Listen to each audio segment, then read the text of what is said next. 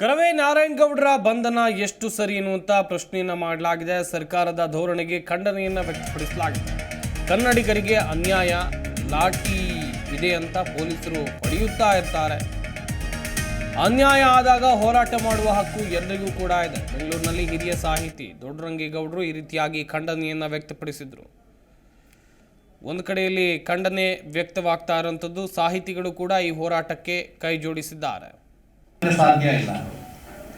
ಕನ್ನಡಕ್ಕೆ ಎಲ್ಲಿ ಅನ್ಯಾಯ ಆದರೂ ಕೂಡ ಅಲ್ಲಿ ನಮ್ಮ ಪ್ರತಿಭಟನೆಯ ಧ್ವಜವನ್ನು ಎತ್ತಿ ಹಿಡಿತಕ್ಕಂಥ ಕರ್ನಾಟಕ ರಕ್ಷಣಾ ವೇದಿಕೆ ಎಲ್ಲ ಬಣಗಳು, ಕನ್ನಡದ ಎಲ್ಲ ಶಕ್ತಿವಂತರು, ಕನ್ನಡದ ಆರಾಧಕರು, ಕನ್ನಡದ ಗುಣಗಾನ ಮಾಡ್ತಕ್ಕಂಥವರು, ಕನ್ನಡದ ನೆಲ ಜಲ ಸಕಲ ಸಂಪನ್ಮೂಲವನ್ನು ಬಳಸ್ಕೊಳ್ತಕ್ಕಂಥ ಕನ್ನಡಿಗರು, ನಾವಿವತ್ತೆಲ್ಲ ಒಗ್ಗಟ್ಟಾಗಿ ಸರ್ಕಾರದ ಧೋರಣೆಯನ್ನ ನಾವು ಪ್ರತಿಭಟಿಸಬೇಕಾಗಿದೆ, ಖಂಡಿಸಬೇಕಾಗಿದೆ.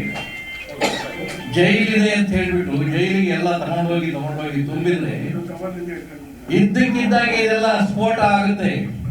ಸ್ಫೋಟ ಆಗುವ ಕಾಲ ಬಹಳ ದೂರ ಇಲ್ಲ.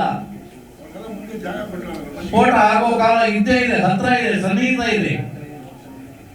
ನಾವು ಸುಮ್ಮನೆ ಕಾಲ ತೆರೆಕೊಂಡು ಜಗಳಕ್ಕೆಲ್ಲ ಬರೋದಿಲ್ಲ. ಜಗಳಕ್ಕೆ ಬಂದಿರ್ತಕ್ಕಂಥದ್ದು ಸರ್ಕಾರ.